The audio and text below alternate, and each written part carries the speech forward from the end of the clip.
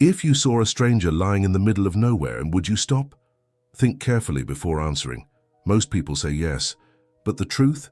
Most would look away, out of fear, out of haste, or simply because they think it's not their problem. But one man, Elias, did the opposite. He stopped, he saved, and unknowingly dove headfirst into a story as dark as it was surprising. He wasn't seeking heroism nor redemption. He just wanted to walk in peace. But one unexpected encounter changed everything. In minutes, he went from an ordinary traveler to a lifesaver. Only this act of saving came with a price, a secret, and a dilemma that would challenge the core of his soul. What you're about to read is more than just a story. It's a mirror, a provocation, a journey that will test your compassion, your faith in humanity, and the very limits of your judgment. The ending. No one sees it coming, but one thing is certain. After this story, you will never look at strangers the same way again. It was an afternoon where the sky carried a silence only remote places know. High up on a forgotten trail, among trees twisted by time and rocks that told millennia-old stories, walked Elias, a man with slow steps, but a restless soul. He carried a light backpack on his shoulders, but a heavy burden of memories in his heart. He was looking in the solitude of nature for a bit of understanding about himself, perhaps even a thread of hope to fill the spaces where gratitude no longer reached. Little did he know that fate, in its mysterious wisdom, was orchestrating at that very moment a reunion with his own humanity. A sudden noise broke the silence, a muffled scream followed by a dry thud. Elias, driven by an ancestral instinct, ran without thinking, as if moved by the power of kindness even before understanding why. When he reached the rocky curve, his eyes met the improbable. A man lying among branches and shrubs, trapped in a crevice in the terrain, bleeding and visibly in shock. The stranger's eyes, wide with fear, searched for help like someone pleading for a final chance. Elias, taken by an instinctive and overwhelming compassion, knelt beside him, touching his shoulder with a tenderness that bordered on sacred. There was no time for questions, no room for insecurities. It was as if the whole outside world had gone silent to witness that moment of pure empathy and courage. With trembling but steady hands, he improvised a bandage with his own shirt and offered water from his bottle. The warmth of kindness in that moment seemed more powerful than any medicine. As he tried to assess the severity of the wounds, Elias started talking to the man, still not knowing his name but already feeling that something more than an accident was at play. There was a meeting destined by the universe. His words, simple and sincere, carried the weight of sincerity and the lightness of love. He told stories, made jokes to distract, and even softly sang an old melody his mother used to hum in moments of pain. The man gradually responded with faint but trusting smiles. There was no talk of past or future, only that present full of emotion, where two strangers became brothers through necessity, respect, and humility. And it was right there, among leaves and stones, that Elias noticed something in the man's pocket that would change everything. Elias, though scarred by life's hardships, had never carried someone in his arms, not even in the toughest moments when the world demanded strength. But there, in that forgotten clearing, where crickets were already preparing their nighttime symphony, he found himself carrying more than just an injured body. He was bearing the weight of a choice. The trail was steep, treacherous, and sweat dripped down his face like each drop was cleansing an old insecurity. His heart pounded, not just from physical effort, but from a feeling he couldn't name. Maybe it was love for life or the very call of humanity pulsing within him. Every step hurt, but it was as if the pain reinforced his determination. And the most curious thing? He wasn't afraid. It was as if fear had bowed to the silent courage that now consumed him. With every movement, Elias felt his body complain, but his soul pressed forward with the certainty of someone who knew he wasn't alone. It was as if the universe, in its infinite wisdom, whispered words of encouragement with every gust of wind. He remembered his grandmother's advice, who said that a man's greatest strength is not in his muscles but in the heart that chooses not to abandon. And it was that heart that led him to improvise a stretcher with branches and the tarp from his backpack, tied with his own bootlaces. Yes, he was exhausted. Yes, the fear of failing loomed. But the understanding of that moment transcended doubt. Amid strained cries and eyes fixed on the horizon, he became a shelter, a bridge, a miracle to that stranger. And although he still didn't know the man's name, he felt their destinies were tied by something greater than chance. Throughout the journey, the wounded man's silence was broken only by groans of pain and barely audible whispers. But Elias responded with words of hope. "Hang in there, friend, we're almost there." He repeated it like a mantra, like a prayer made of affection and kindness. The slippery ground tried to bring them down, but he resisted, not out of heroism, but from a deep feeling that this life was too precious to leave behind. With each stumble and step, he asked himself, "Why am I doing this for someone I don't even know?" But the answer came silently. It was the power of kindness acting without needing explanations. It was as if, in this act of giving, Elias was somehow rescuing himself from an old loneliness he no longer noticed. And something deep inside told him that man carried a secret that would change everything. When they finally reached the nearest village, night had already fallen. The small local infirmary, with the smell of alcohol and nostalgia, welcomed the stranger like someone receiving a long-lost relative. Elias, with trembling hands and aching knees from the effort, didn't take his eyes off him. He saw the nurses carry the man, heard the medical murmurs, and for the first time in hours, took a deep breath. But the calm didn't last long. When asked for his name, the man simply stared at the ceiling, lost as if that word identity was a memory drowned in the depths of his mind. Elias approached, touched his hand, and asked, "Do you remember anything?" The man looked at him with eyes clouded by fear and answered in a hoarse voice, "I don't know who I am." That silenced Elias. There were no documents, no wallet, no phone, nothing. Just a pleading gaze and a deep void made of uncertainty and loneliness. Time. Past and days stacked up like blank pages waiting for answers. The man, though physically stable, seemed imprisoned in a maze inside his own mind. He spoke of flashes, a tree, the sound of water, maybe a song, but nothing solid. Elias tried to help him with the same affection and empathy that had moved him during the rescue, but what now gnawed at him was the feeling of helplessness. How do you understand someone who doesn't even know who they are? A silent concern began to settle in, a kind of fear disguised as worry. What if the man was dangerous? What if he carried a dark past? But then his own conscience whispered, "Judging is easy, welcoming is divine." And he chose to trust. Perhaps that's what makes us human, the respect for another's pain, even when it presents itself as a mystery. Still, Elias couldn't shake the doubts. There was something in the man's eyes that seemed to hide a secret, something that poked at his intuition like an invisible splinter. And this mystery began to weigh. At night, when everything went silent, Elias replayed the moment of the fall over and over, trying to find clues. He even returned to the accident site, as if the wind and stones might tell him what the stranger had forgotten, but the place only returned the echo of his own silence. Elias began to feel that he had been led to this encounter for a greater reason, a kind of veiled mission he didn't yet understand. And it was exactly this sensation that led him to dig deeper, not just into the identity of the stranger, but into a greater meaning for it all. Because deep down, something big was about to be revealed. In the early days, Elias treated the stranger like a long-lost brother. They exchanged confidences, played dominoes on lazy afternoons, and shared simple meals as if sharing life itself. But gradually, small details began to disturb Elias. Almost imperceptible, like cracks in a wall that appears sturdy. One afternoon, upon seeing a child running with a red balloon, the man flinched, collapsed to the ground, and muttered an incomprehensible word, as if it were a code. Another night, he screamed aloud in his sleep, speaking in a language Elias didn't recognize. Deep scars on his back, as if from belts or restraints, were hidden beneath his shirt. And that began to bother Elias more than he wanted to admit. The sincerity that once flowed easily between them now felt obstructed by strange silences. Elias, moved by understanding, tried not to judge, but the courage to face the truth began whispering that something, indeed, was not right.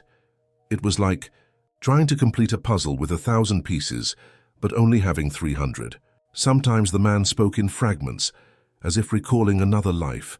He mentioned names no one knew, spoke of distant cities, and showed technical knowledge about things that didn't fit his current reality. One day, he repaired an old radio with such skill that Elias was stunned. "How, you've done this before, haven't you?" Elias asked. The stranger hesitated, then looked away. This string of inconsistencies planted the seed of doubt. Elias, though guided by hope and kindness, began to feel torn between the compassion he felt for the man and the responsibility of knowing who he truly was.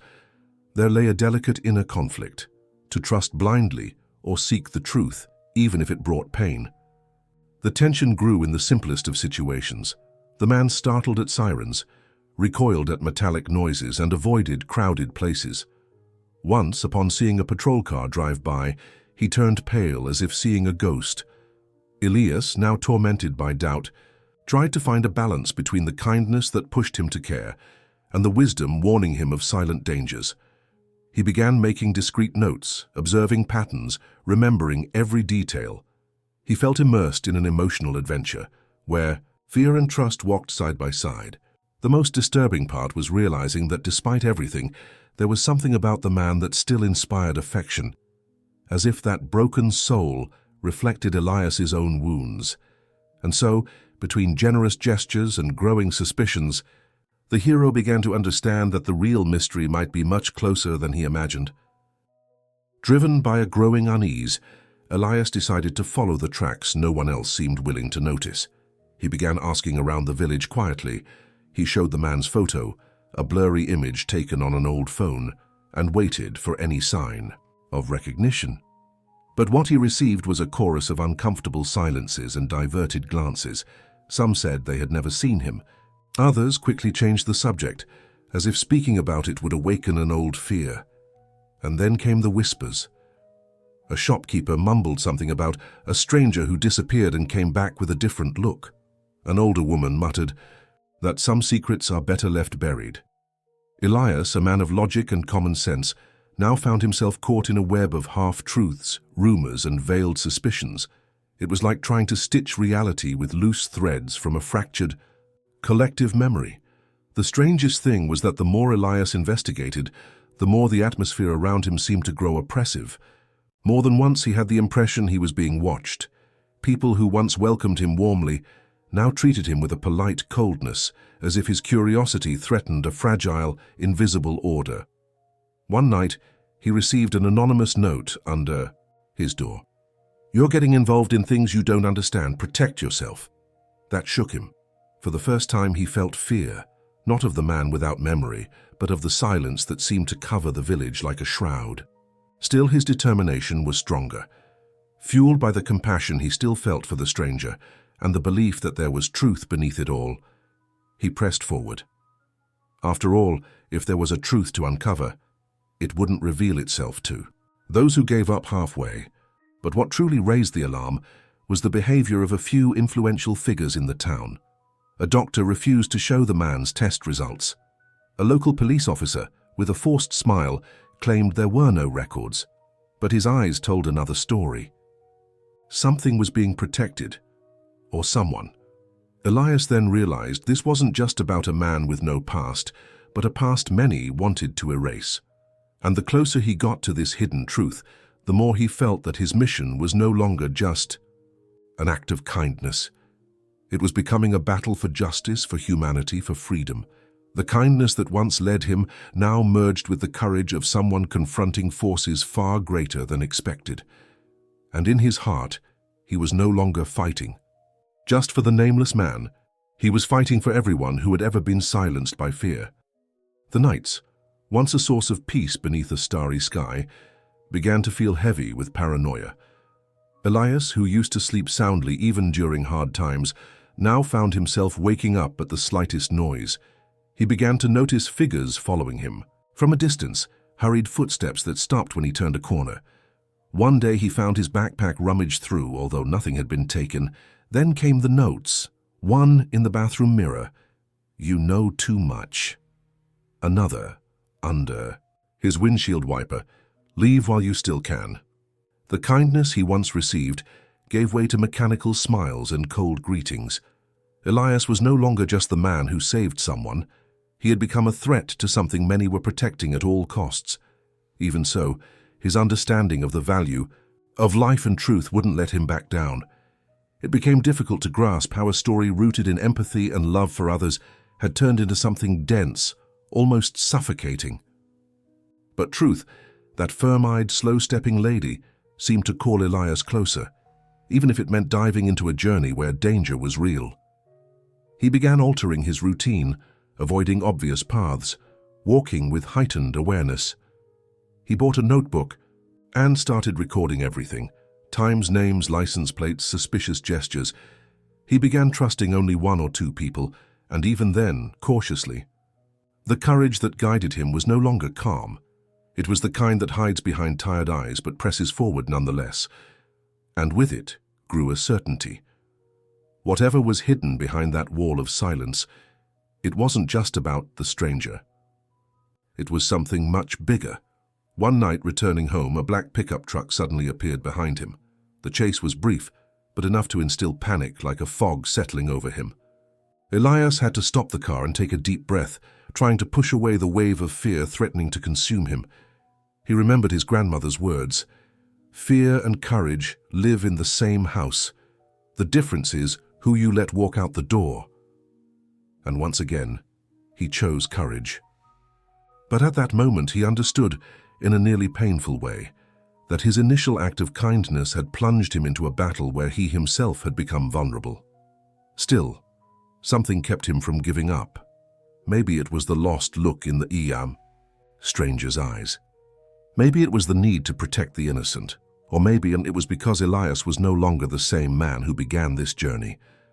It was on a rainy morning, the kind where the sky seems to weep alongside the soul, that the stranger finally broke his silence.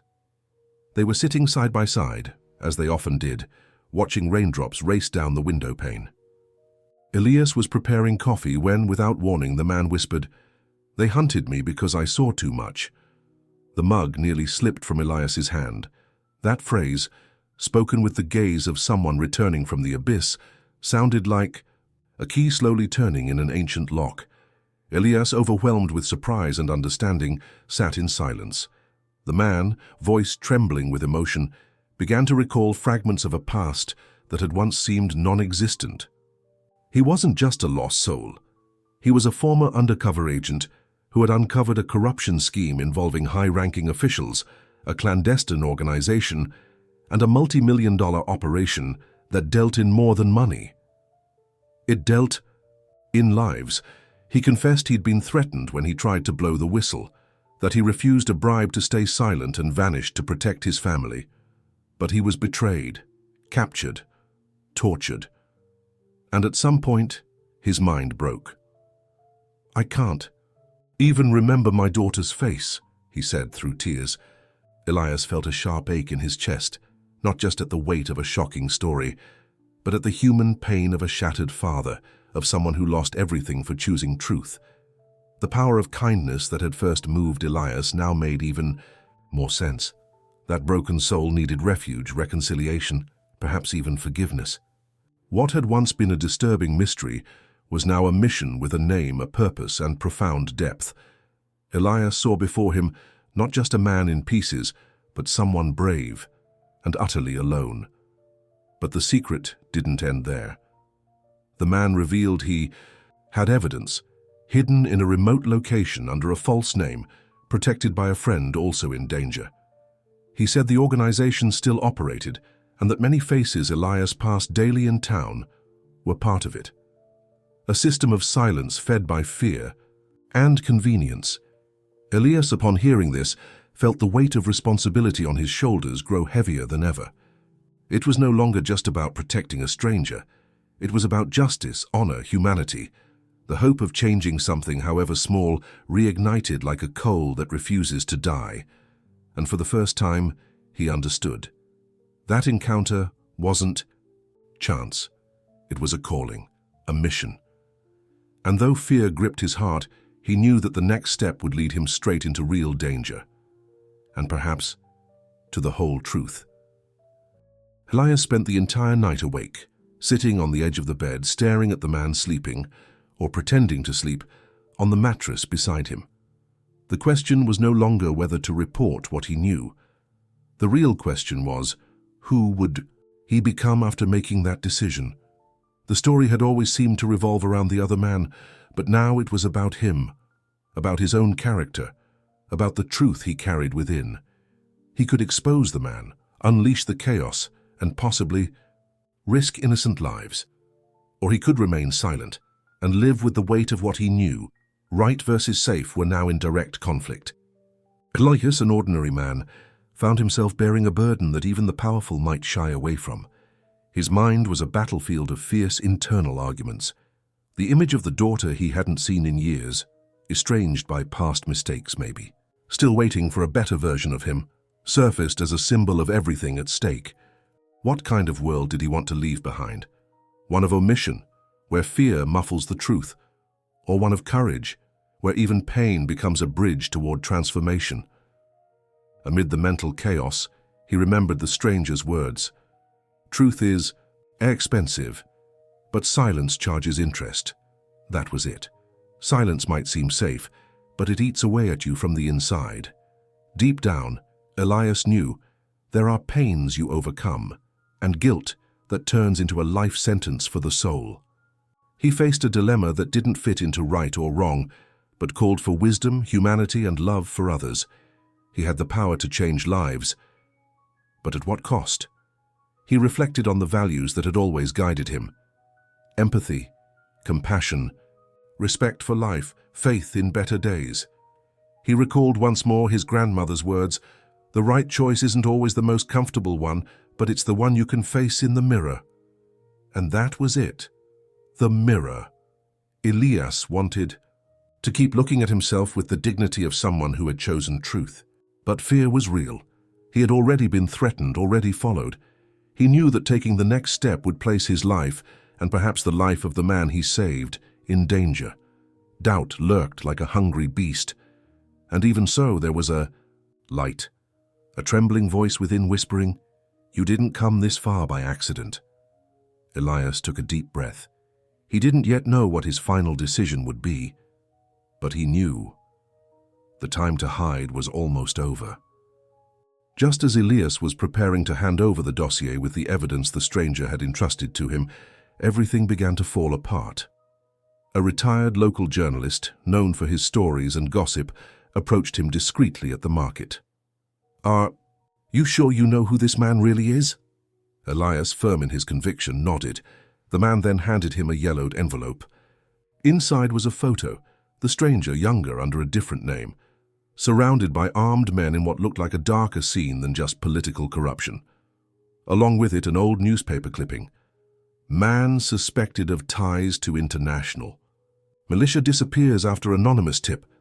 The ground beneath Elias shifted. Fear returned, but worse than fear was the bitter taste of betrayal.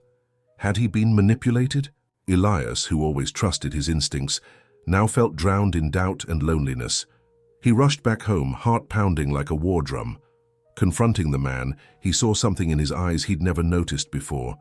Coldness, not the sadness of a broken soul, but the measured calm of someone who knew how to lie. "You knew this day would come," the man said, unfazed. Elias felt his soul drop. That journey of affection, kindness, understanding.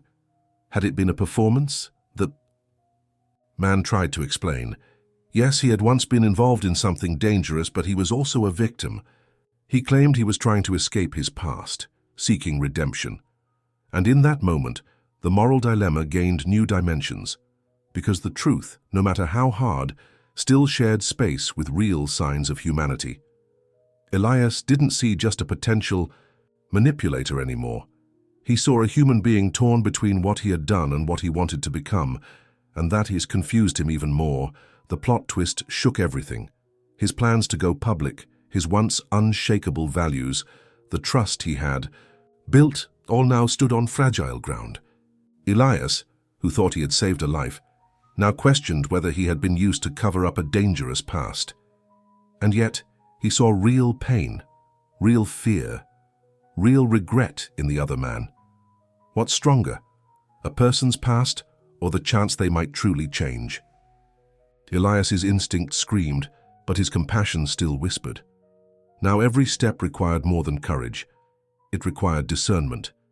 Because what was at stake wasn't just justice or forgiveness.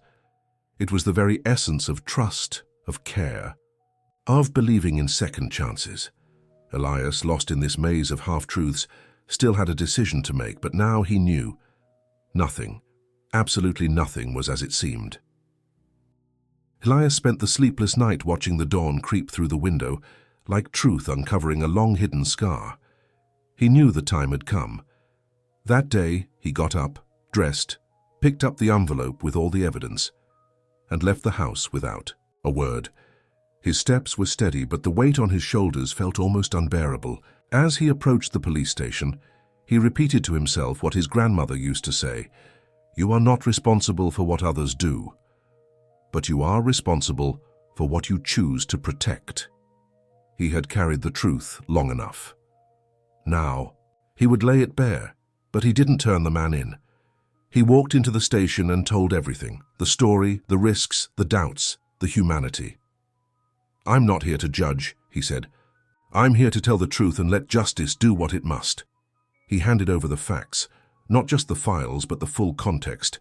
He explained the man's actions, his suffering, his possible transformation. The officials, stunned, took notes. Elias left without a clear answer, but with a surprising lightness in his chest. The kind that only comes when you remain loyal to your conscience, even when the world tells you to stay quiet. A few days later, the stranger was taken into custody, but not in handcuffs. Thanks to Elias's testimony, the case was reopened. A proper investigation would follow. Some called Elias a fool, others a hero. He didn't care about the titles. What mattered was having acted with integrity, with compassion, with love for what's right. In the end, life doesn't always offer perfect endings, but it does offer sincere beginnings, and for Elias that was more than enough. Now tell me, what would you have done in Elias's place? Life doesn't always place us in such extreme situations, but every day, on some level, we choose to stay silent or to speak up, to run or to face, to judge or to understand. What this story shows us is not just about a man who saved another. It's about each one of us, about what we do when no one is watching, about the true power of empathy, courage, kindness, and wisdom. Because in the end, the real plot twist happens when we choose to be a little more human, even when the world asks us not to be. Have you been letting fear decide for you? Have you kept quiet when you knew something was wrong? Or have you allowed yourself to live with more love, compassion, and hope, even amid uncertainty? Sometimes, a small choice made with sincerity can save a life. It might even save your life. And the truth? It doesn't have to be perfect. It just has to be yours. Elias taught us that you don't need to be a hero to make a difference. You just have to act with your heart, even when it's trembling. So now I ask you, what are you waiting for to live with more courage, to search for your own truth, to reconnect with what really matters? Leave your thoughts in the comments. Would you have acted differently? What part touched you the most? Let's share. This space was made for that. And of course, if you want to keep hearing stories like this one that inspire, move, and awaken the best in us, subscribe to the channel and turn on notifications. The next chapter of your life might start with a simple click, but only you can write it.